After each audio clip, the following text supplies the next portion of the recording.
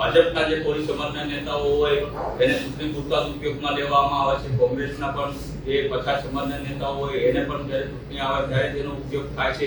બાકી બધાને ચૂંટણી પૂરી થઈ જાય એટલે હાસ્યમાં ધકેલી દેવામાં આવે છે. એટલે આજે મીડિયાના મારફત મને એવું ક્યાંક ને ક્યાંક એવું લાગી રહ્યું છે કે આજે જે હેતુ માટે મેં આમ આદમી પાર્ટી જોઈન કરી હતી, અલગ અલગ પદ માટે સંગઠનમાં મેં કામ કર્યું હતું, જેમાં મને ક્યાંક ને ક્યાંક ક્ષતિ જણાઈ રહી છે. એટલે આજે મીડિયાના મારફત હું હાલ અત્યારે મારી પાસે વિધાનસભાના આમ આદમી પાર્ટીના દંડક તરીકેની એક જવાબદારી ચાલુ છે, એમાંથી હું રાજીનામું આપું છું.